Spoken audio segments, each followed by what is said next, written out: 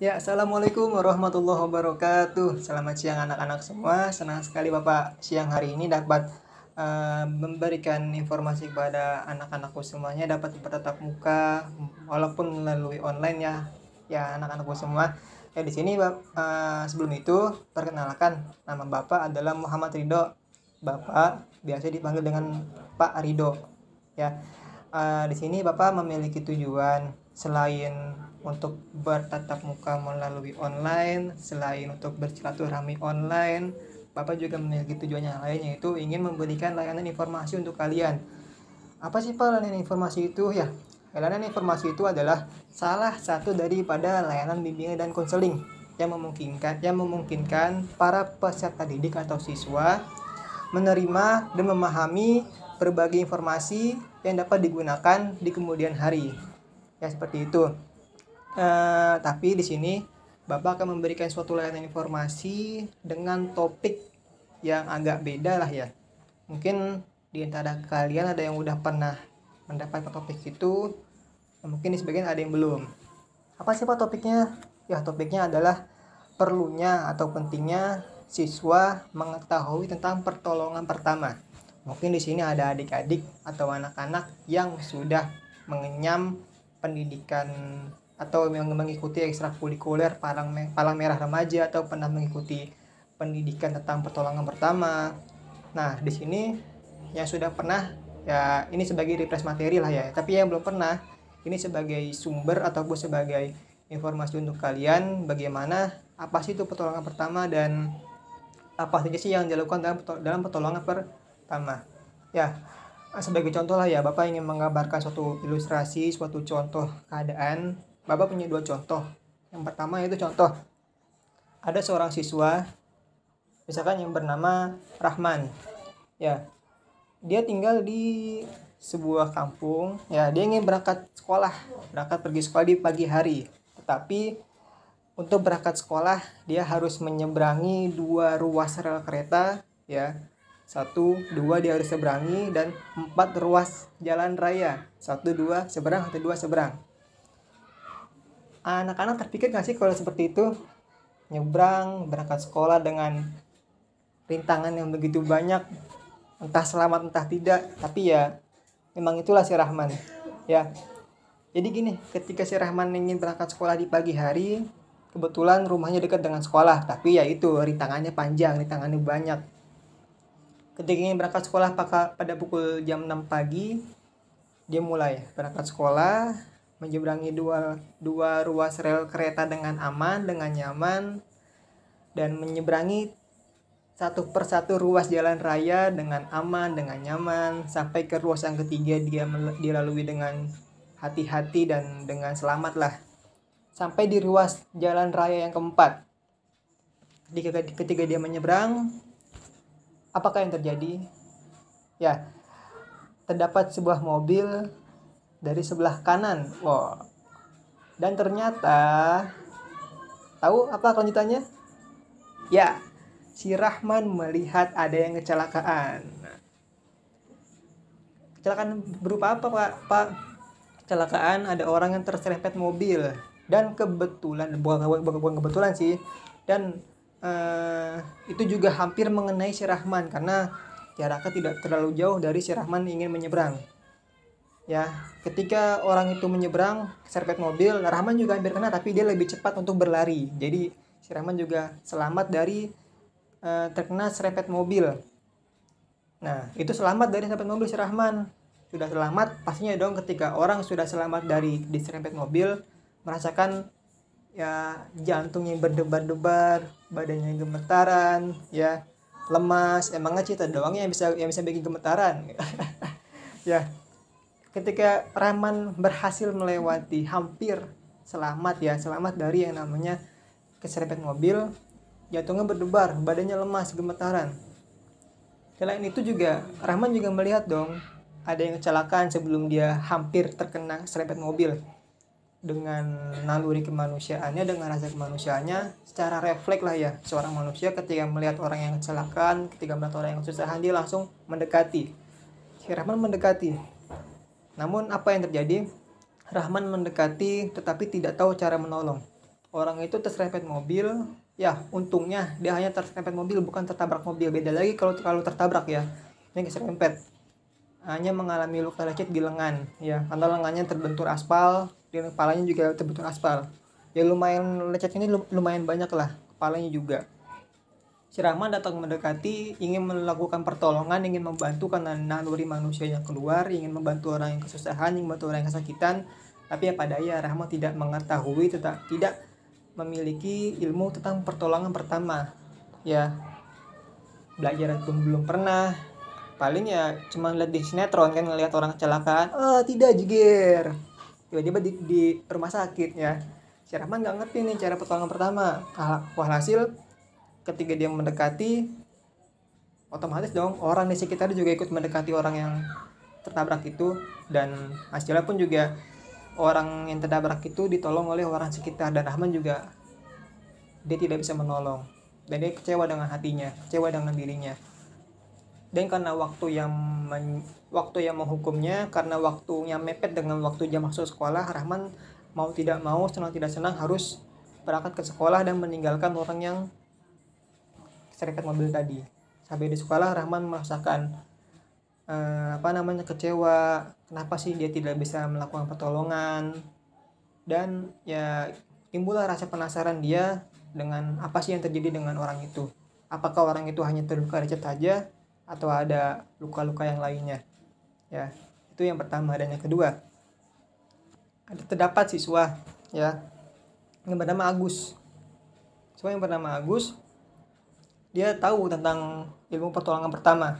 Dia ikut salah satu ekstrakurikuler yang di dalamnya, ya sebut saja lah itu Palang Merah Remaja ya.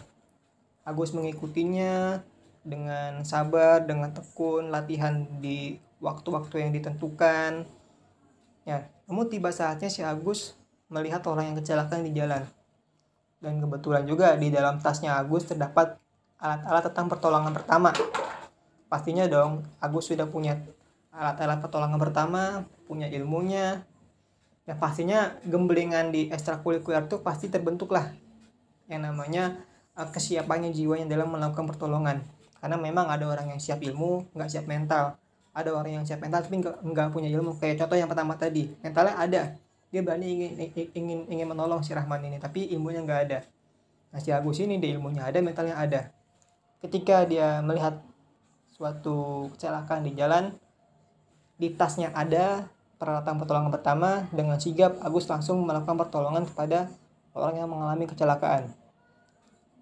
Nah, itulah dua ilustrasi yang berbeda yang mungkin dapat kita simpulkan atau kita ambil pelajaran. Yang pertama, untuk si Rahman ini, dia memiliki mental yang kuat, yang berani, dan memiliki jiwa kemanusiaan yang adalah, tapi sayang ilmunya tidak ada. Karena memang orang ketika tidak tahu ilmu tentang pertolongan pertama, itu berbahaya jika melakukan pertolongan ya. Dan yang kedua, si Agus mengetahui ilmunya, mentalnya ada, mentalnya kuat, mentalnya berani, dan juga jiwa kemanusiaannya ada. Nah, itulah yang dapat kita petik dari dua ilustrasi tersebut. Mungkin di sini ada anak dapat mendapatkan gambaran dari ilustrasi tadi, bagaimana sih nanti topik yang akan kita bahas. Oke, intinya dua ilustrasi tadi jangan kalian lupakan sampai nanti akhir dari kegiatan ini. Oke, nah ada manfaatnya kok tentang kita ngebahas pertolongan pertama. Mungkin nanti di antara kalian ada ya, ketika nanti sudah mengetahui pertolongan pertama, dapat kalian praktikkan di lingkungan rumah, di sekolah, ataupun di lingkungan sekitar, ataupun dengan teman-teman kalian ya.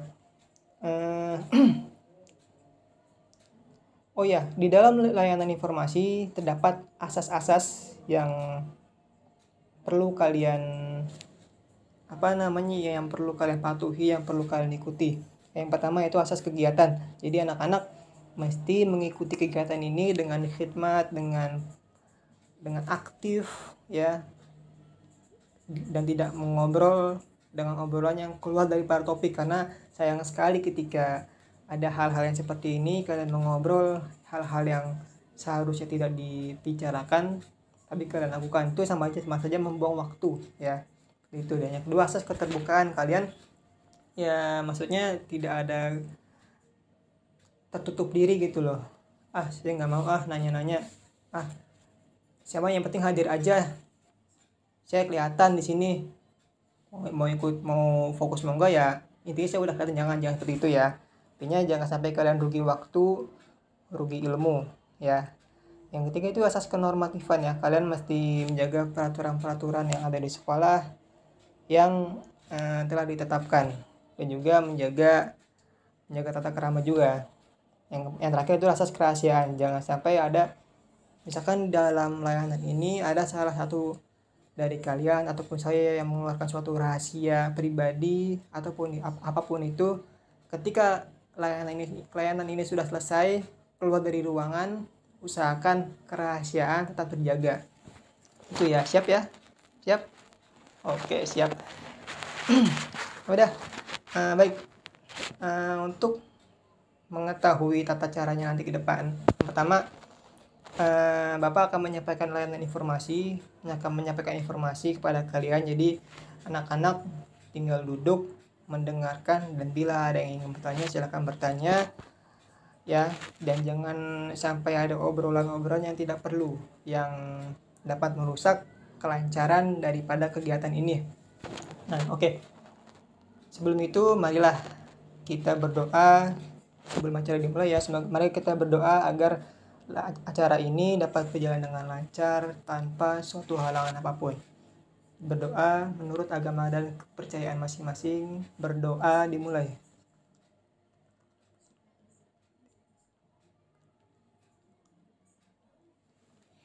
Oke, berdoa selesai. Ya, anak-anak, kita masuk ke topik kita, yaitu perlunya siswa mengetahui pertolongan pertama. Apa sih Pak pertolongan pertama? Pertolongan pertama adalah pemberian pertolongan segera kepada penderita sakit atau cedera atau kecelakaan yang memerlukan penanganan medis dasar. Seperti itu ya anak-anak ya. Apa sih Pak medis dasar itu? Medis dasar adalah tindakan perawatan berdasarkan ilmu kedokteran yang dapat dimiliki oleh orang awam atau awam yang terlatih secara khusus. Nah, kan ada kata-kata rancu ya orang awam ya. Mungkin ada yang belum tahu, ada yang sudah. Orang awam itu adalah orang ya, misalkan orang yang ilmunya tentang pertolongan pertama sedikit, atau orang yang belum pernah mengenyam pendidikan tentang pertolongan pertama. Ini awam dalam pertolongan pertama ya. Atau orang yang hanya melihat, dia pernah melihat orang menolong dan itu dia jadikan sebagai patokan. Itu namanya orang awam. Awam yang terlatih secara khusus. Misalkan kayak ya inilah, kita masuk ke lingkungan tentang pendidikan pertolongan pertama atau mengikuti ekstrakurikuler pertolongan pertama, yaitu Palang Merah Remaja. Mungkin di sini ada yang sudah pernah mengikuti, ada yang sedang mengikuti ya tentang Palang Merah Remaja. Dan di Prabakabo juga ada ya tentang pertolongan pertama. Intinya ya, pertolongan pertama ada di dua ekskul tersebut, dan itu sangat penting bagi siswa, apalagi SMK ya, karena ketika ada kan yang namanya praktik kerja lapangan, ketika kita kerja di suatu perusahaan, terlebih lagi yang kerja di pabrik ataupun di lapangan lah, pokoknya di luar ruangan, di lapangan ataupun di dalam ruangan pun juga perlu yang namanya pertolongan pertama. Apalagi siswa yang sedang PKL punya ilmu pertolongan pertama, ketika ada yang mengalami luka, kita yang menolongnya itu dapat menjadi nilai tambah. Tapi ya jangan mengharapkan juga ada yang mengalami kecelakaan, itu namanya tidak bagus ya. Ya semoga semua sehat selalu itu. Nah, pelaku pertolongan pertama. Tadi pertolongan pertama medis dasar, sekarang pelaku. Apa sih pelaku? Biasanya pelaku itu kan orang yang melakukan ya.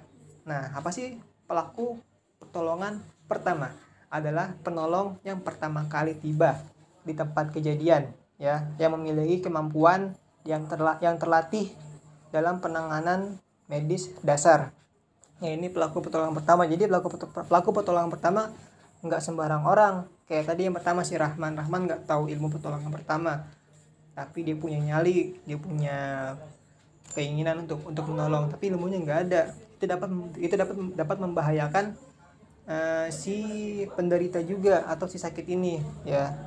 Nah, paling yang masuk ke pelaku pertolongan pertama itu yang kedua, si Agus. Agus punya ilmu, punya mental, keberanian, punya jiwa kemanusiaan, dan dia melakukan pertolongan pertama. Itu namanya pelaku pertolongan pertama. Ya. Dan pertolongan pertama pun juga punya tujuan. Nah, Pak, kan tujuannya menolong orang. Iya, pasti. Tapi di sini kita ada 3 poin lah yang namanya tujuan pertolongan pertama. Yang pertama, menyelamatkan jiwa penderita. Misalkan di jalan, ya kayak tadi si Rahmannya, dia kan niatnya ingin menyelamatkan jiwa penderita, tapi dia nggak punya ilmunya. Dan si Agus, dia menyelamatkan jiwa penderita, dan dia punya ilmunya. Dua perbedaan ya, satu tujuan. Tapi tetap tujuan pertama adalah menyelamatkan jiwa penderita. Yang kedua, mencegah cacat. Mungkin ya ada yang sudah pernah melihat orang mengalami patah tulang atau ada yang amputasi. Mungkin selama ini ya kebanyakan kita melihat hanya di sinetron.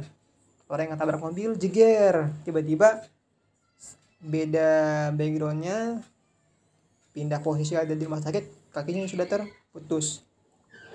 Nah, itu dalam sinetronnya. Mungkin kalau di kehidupan nyata ya kita juga nggak berharap bertemu seperti itu, karena kita juga berdoalah semoga orang-orang selalu dalam keadaan sehat, jauh daripada suatu musibah atau kecelakaan. Di sini kita perlu tahu juga, dan salah satunya itu adalah tujuan dari PP mencegah cacat. Kayak contoh kedua si Agus ya. Si Agus sigap melakukan pertolongan pertama. Misalkan seandainya kalau yang kecelakaan itu mengalami patah tulang. Nah, misalkan dia mengalami patah tulang, entah itu dia terbuka itu ya mengalami patah tulang, tulangnya keluar dari kulit ya, dia kelihatan seperti itu loh. Atau patah tulang tertutup, dia patah tulang cuma di bagian dalam ya, enggak mengeluarkan darah, dan tulang pun juga enggak menembus kulit. Nah, jika kita melakukan penanganan yang salah pada penanganan tersebut, itu dapat mengakibatkan cacat pada penderita atau korban, seperti itu. Makanya perlu dilakukan pertolongan segera kepada si penderita atau si korban ya. Yang ketiga, tujuan daripada pertolongan pertama yaitu memberikan rasa nyaman dan menunjang upaya penyembuhan. Memberikan rasa nyaman, emangnya si dia doang yang memberikan rasa nyaman ya. Kita juga bisa kepada korban memberikan rasa nyaman. Misalkan yang kita lagi nolong, misalkan si Agus menolong korban yang kecelakaan, tapi korbannya cewek dan cerewet banget. Nah, Agus sebagai penolong bisa nggak kalau dia balas cerewet? Misalkan yang ditolong cewek ini cerewet, kamu ngapain sih, aku nggak mau. Nah, si Agus kalau Agus jawabnya ikut-ikutan nada tinggi, nyaman nggak korbannya? Nggak nyaman kan. Dan Agus juga malah nggak fokus dalam melakukan pertolongan. Ketika korban emosi, penolong juga ikut emosi. Nah, itu juga nggak bagus. Nah, usahakan penolong memberikan rasa nyaman kepada korban atau penderita dan menunjang upaya penyembuhan. Misalkan kalau menolong kita jangan setengah-setengah, kita tetap menunjang. Misalkan ada perdarahan hebat, kita hanya sekedar membalut atau menutup tangan korban dengan perban, dengan kaca atau dengan kain bersih, kita sudah tutup, cuma kita enggak menunjang upaya penyembuhan. Apa itu? Ketika sudah perdarahan ini kan banyak darah yang keluar ya, banyak pokoknya lukanya dalam, lebar, banyak darah yang keluar. Ketika sudah ditutup, ada yang namanya dalam pertolongan pertama itu, ketika perdarahan sudah ditutup itu mesti diangkat di atas jantung. Karena apa?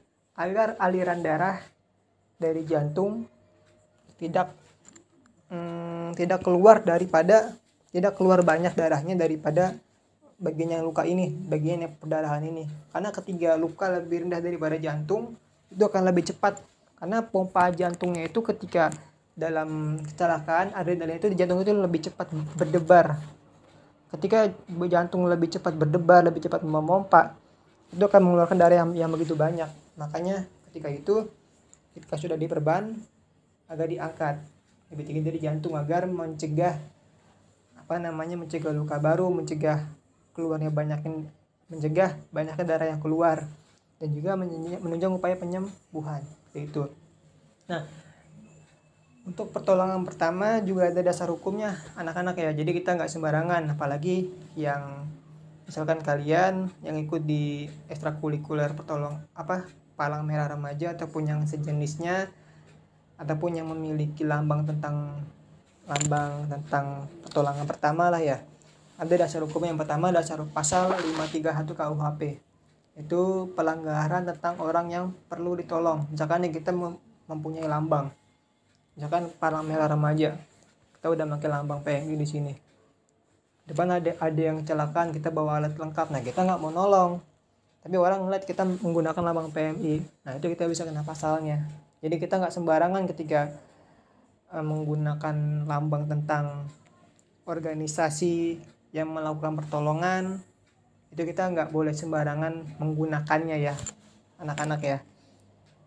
Seperti itu. Nah, itu tadi pasalnya. Dan juga ada kewajiban sebagai pelaku pertolongan pertama.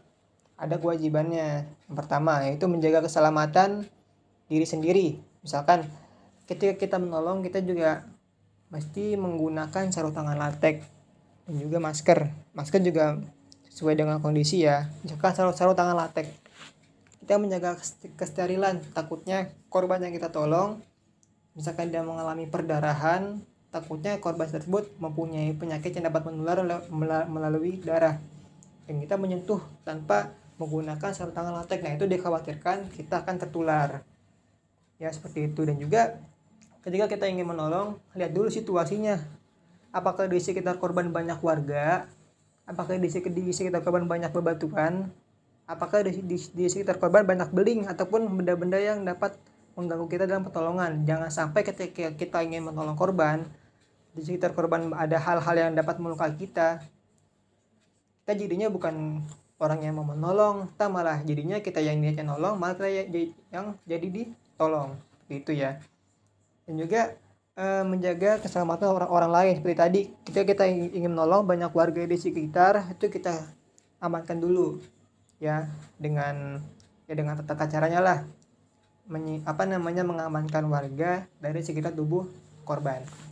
Dan juga menjaga keselamatan si penderita atau si korban dengan sigap, dengan cepat melakukan pertolongan, tanpa ya sigap cepat, tapi juga tidak tergesa-gesa ya. Nah, yang kedua yaitu dapat menjangkau penderita. Jadi gini, sesuai dengan ilmunya. Kalau ilmu kita menjangkau si penderita atau si korban, ilmunya ya, kalau ilmu kita cukup buat menjangkau penderita, itu kita lakukan pertolongan. Tapi kalau kita ilmunya nggak sampai, ilmunya belum sampai ke kejadian tersebut, itu jangan dipaksa untuk melakukan pertolongan. Dikhawatirkan akan ya seperti tadi, dikhawatirkan akan menyakiti atau merugikan penderita. Nah, yang ketiga itu mengatasi masalah yang mengancam nyawa ya. Misalkan korban napasnya sesak itu, nah kita kan perlu melakukan pengecekan jalan nafas, membuka jalan nafas korban. Nah, itu kalau kita tidak tahu yang namanya pengecekan, itu juga berbahaya. Takutnya kita niat menolong, kita nggak tahu cara membuka jalan nafas korban, itu ketika kita menolong tapi kita nggak tahu, dan korban yang meninggal pada saat kita menolong, itu dikhawatirkan kita juga ya yang akan terkena terkena sangka gitu loh. Nanti dibilang kita nggak becus melakukan pertolongan sehingga korban meninggal, gitu ya. Nah, yang selanjutnya itu meminta bantuan atau rujukan. Pastinya kita menolong nggak sendirian. Kita menolong ya pastinya butuh bantuan, butuh rujukan. Ketika kita menolong, pastilah kita membutuhkan bantuan, entah orang sekitar, entah rekan sesama penolong, entah rekan sesama anggota penolong pertama, itu ya. Misalkan nih di jalan kalian nggak bawa alat tapi kalian tahu bagaimana cara menolong, kalian bisa minta bantuan kepada warga sekitar. Misalkan kalian minta kasa steril, kalian minta cairan antiseptik, kalian minta air bersih untuk menolong korban. Nah itu bisa ya, meminta bantuan atau telepon ambulan. Jadi selama kalian tahu cara menolong pertama, kalian langsung melakukan pertolongan pertama. Sambil melakukan pertolongan pertama kalian telepon ambulan. Jadi pada saat ambulan di perjalanan kita sambil melakukan pertolongan. Jangan sampai kita telepon ambulan, kita melakukan pertolongan, tapi kita melakukan pertolongan menunggu ambulan datang. Jadi itu sama aja kita mencuekin atau mendiami si korban atau si penderita, atau minta rujukan. Misalkan ketika korban sudah ditolong, rujukan kita arahkan ke rumah sakit mana, kita arahkan ke klinik mana yang dapat menolong si korban dalam tanda kutip pertolongan lanjutan, seperti itu ya. Nah nextnya yaitu memberikan pertolongan secara cepat dan tepat ya. Ketika kita nolong cepat, kalau nggak tepat buat apa ya. Memberikan pertolongan secara cepat dan tepat, jangan sampai lamban tapi tepat. Itu juga nggak bagus. Kita melakukan penutupan perdarahan tapi di satu sisi korban terancam nyawanya ya, ataupun kita cepat melakukan pertolongan tapi itu nggak tepat, nggak seharusnya dilakukan pertolongan. Itu juga tidak baik ya, itu juga tidak bagus. Seperti itu. Nah yang selanjutnya, membantu pelaku pertolongan pertama lainnya. Misalkan kalau kita per tim ya, kita menolong juga tim kita. Misalkan di kelas nih, kalian tahu pertolongan pertama. Di kelas kalian beberapa orang tahu tentang pertolongan pertama. Kebetulan di kelas lain ada yang mengalami luka atau kecelakaan, entah jatuh dari tangga, atau entah lagi main bola jadi kiper dicebok mukanya, mimisan, kan ada seperti itu ya. Atau lagi main voli ataupun basket, jadinya keseleo. Itu kan sering. Nah mungkin kalian sebagai yang tahu tentang pertolongan pertama, ketika teman kalian butuh pertolongan, kalian bantu, seperti itu ya. Nah yang selanjutnya yaitu kewajiban pada pelaku pertolongan pertama adalah menjaga rahasia korban. Misalkan nih kita melakukan pertolongan, ada aib atau rahasia pada korban yang harus disembunyikan. Nah itu kita juga harus menjaga rahasianya. Ketika kita sudah melakukan pertolongan, itu harus kita jaga rahasianya. Jangan sampai orang lain tahu tentang rahasia atau aib daripada yang dipunya oleh si korban atau si penderita. Nah yang selanjutnya yaitu melakukan komunikasi dengan petugas lainnya. Misalkan ada petugas ambulan datang, nah teman kalian melakukan pertolongan, kalian komunikasikan kepada petugas kalau kalian sedang melakukan pertolongan apa. Ataupun di sekolah di kelas teman kalian melakukan pertolongan, kalian bilang ke guru BK ataupun ke wali kelas ataupun ke orang tua siswa yang melihat lah. Jadi kita bisa menerangkan dan juga menenangkan, seperti itu. Yang terakhir yaitu mempersiapkan penderita untuk ditransportasi ke rumah sakit terdekat atau ke rujukan. Misalkan di sekolah ada tandu, kita tandu, ataupun ada mobil, pakai mobil. Ataupun di pinggir jalan nih, kita udah kelar nolong, pastinya kita butuh kendaraan dong. Kita minta bantuan lah pada orang sekitar, ataupun ya telepon ambulan untuk dijadikan transportasi, seperti itu ya. Nah untuk menjadi pertolongan pertama itu ada kualifikasinya. Jadi nggak sembarangan orang menjadi pelaku pertolongan pertama. Yang pertama itu jujur dan bertanggung jawab.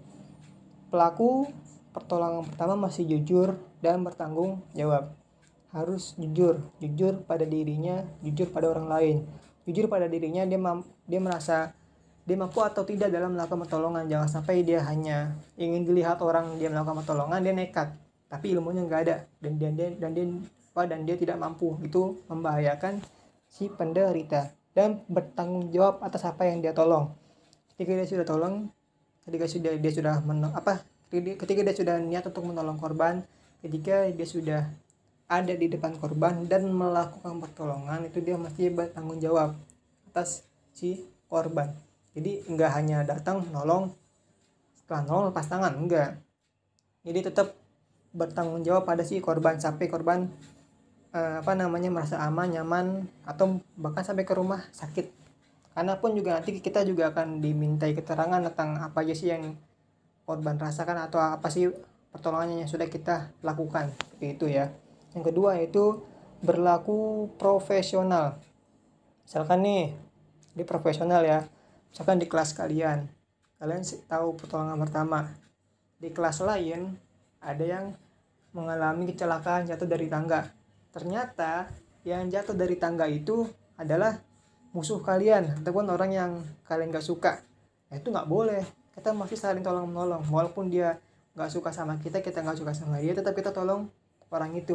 Ya, kan sering nih di SMK kebanyakan ya main geng-gengan, main ya satu kelompok. Misalkan ada kelompok yang dia gak suka mengalami kecelakaan, gak usah ditolong lah. Nah itu nggak boleh ya, tetap berlaku profesional, kita harus menolong si korban atau si sakit. Nah yang ketiga itu kematangan emosi ya, kematangan emosi, tidak mudah emosi, tidak mudah terpancing. Jadi ketika kita menolong ya kita stabil, fokus menolong. Walaupun korbannya sama kita kesel, korbannya ngomong ngoceh bagaimanapun ataupun keadaan sekitar bikin kita emosi, kita tetap tenang dan fokus. Karena ketika suasana sudah tidak kondusif, suasana banyak yang panik, banyak yang histeris, kita sebagai penolong mesti menjadi penengah sekaligus penenang bagi orang sekitar dan juga bagi si korban. Dan juga yang keempat itu kemampuan bersosialisasi. Jadi ketika kalian misalkan di kelas nih, kayak tadi ada yang jatuh, kalian nolongin. Nah teman sekelas nanya, kamu ngelakuin apa aja sih dalam pertolongan? Nah, kamu juga bisa menjelaskan apa sih yang kamu lakukan gitu loh. Ataupun di luar sekolah misalkan. Kamu nolong orang di pinggir jalan. Nah, ketika kamu lagi nolongin, ada orang yang bertanya ataupun kerabat korban yang emosi ngeliat kamu tolong kelamaan. Nah, kamu bisa menjelaskan seperti itu loh. Menjelaskan pada si keluarga korban. Jangan sampai kemampuan bersosialisasi nggak ada, jadi kamu seperti buntu gitu loh. Kadang orang yang kemampuan bersosialisasi itu sedikit ataupun kurang, itu mudah ngeblank ya. Jadi kita latih kemampuan bersosialisasi ya. Itu. Dan yang selanjutnya yaitu kemampuan nyata terukur sesuai dengan sertifikasi. Misalkan nih kita mengikuti Palang Merah Remaja, kita punya sertifikat yang telah teruji dari pelatihan kita, ataupun di pramuka yang kita juga sudah diuji dari kemampuan kita tentang pertolongan pertama. Jadi ketika kita sudah diuji, sudah dilatih, sudah memiliki sertifikat, ya kita berani untuk melakukan pertolongan sesuai dengan tindakan terukur. Yang selanjutnya yaitu kondisi fisik baik. Kalau kita lagi sakit, kurang sehat badan, kita mau nolong, itu kalau bisa jangan dulu ya. Kalau dari Bapak jangan dulu, karena apa? Kadang ketika fisik sedang sakit, itu mempengaruhi pikiran dan juga mental. Kalian lagi lemes, lagi demam, kalian paksain untuk nolong, nah itu yang ada kalian malah jadi orang yang ditolong, bukan malah jadi penolong. Itu ya. Dan yang terakhir itu mempunyai rasa bangga. Maksudnya apa sih Pak rasa bangga? Ya rasa bangga kita bisa menolong. Rasa bangga kita bisa melakukan pertolongan pertama. Rasa bangga kita dapat menyelamatkan jiwa dari penderita. Jadi ketika kita sudah mempunyai rasa bangga, kita semangat dalam menjalaninya dan tidak mengeluh. Itu ya. Nah, dalam pertolongan pertama ada yang namanya alat pelindung diri. Yang pertama yaitu ada sarung tangan latex ya.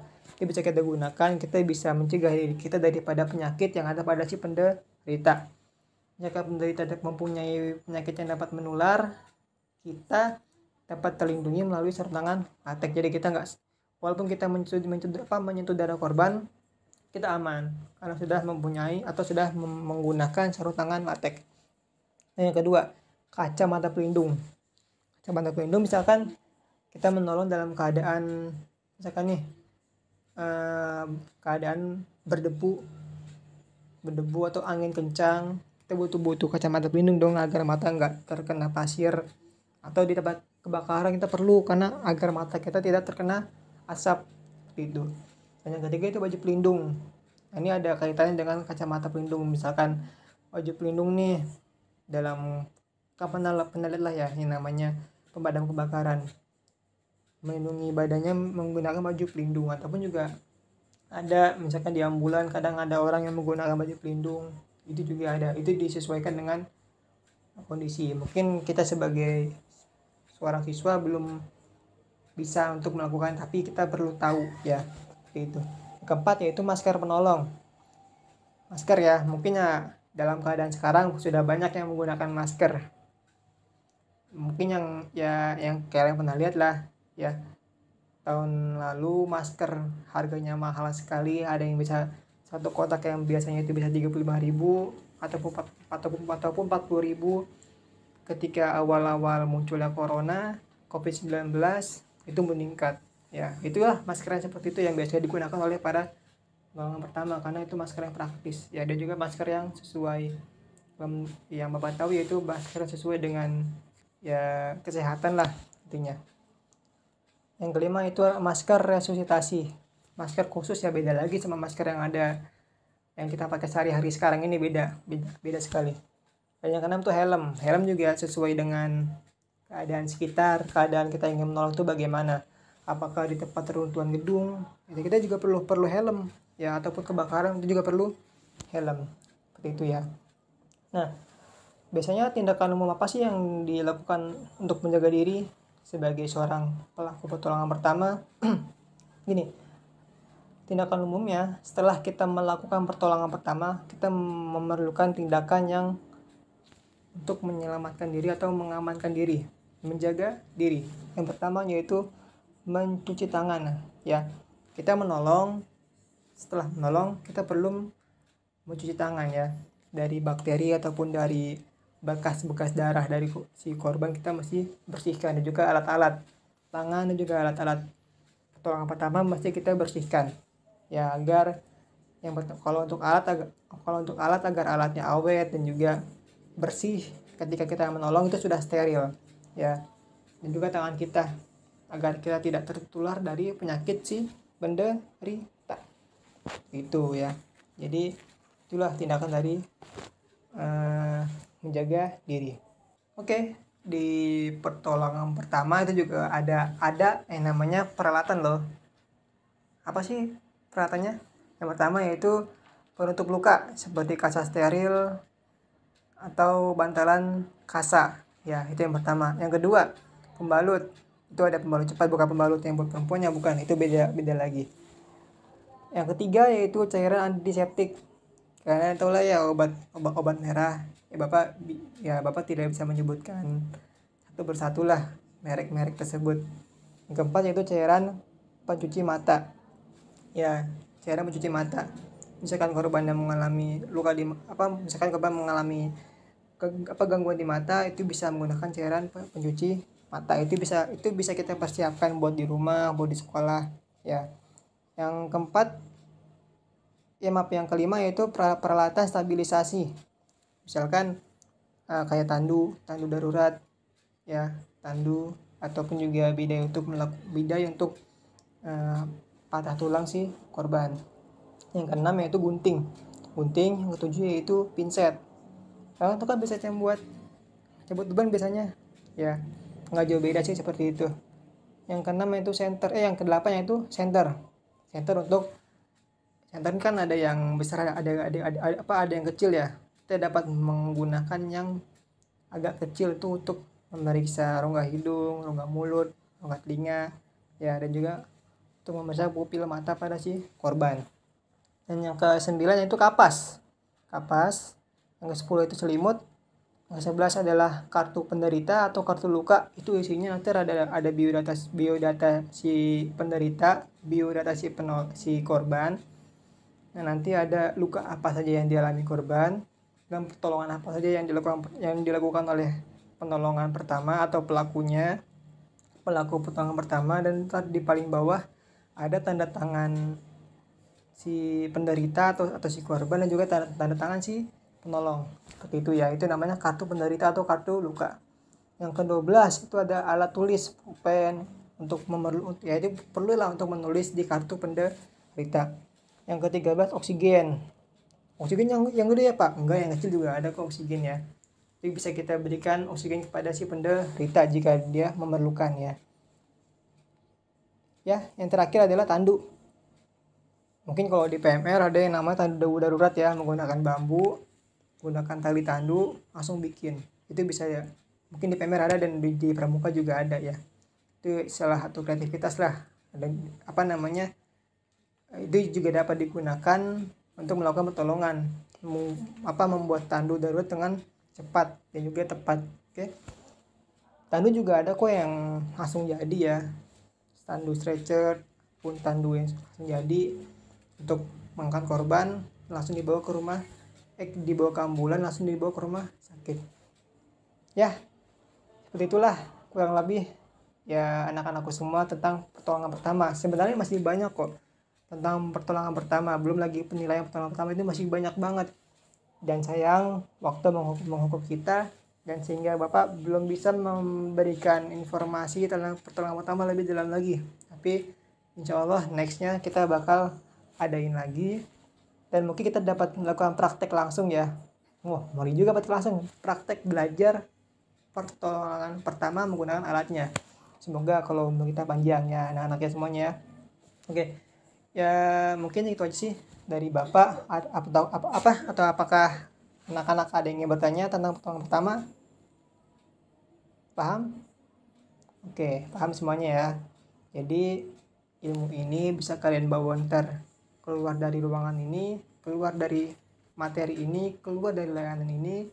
Ilmunya bisa kalian manfaatkan untuk di keluarga, lingkungan rumah, di sekolah ya.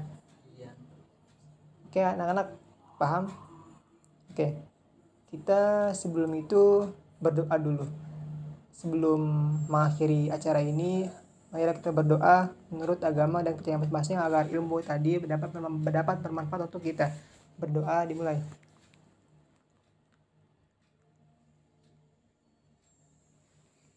Oke, berdoa selesai. Sekian dari Bapak. Mohon maaf atas segala kekurangan dan juga kesalahan. Assalamualaikum warahmatullahi wabarakatuh.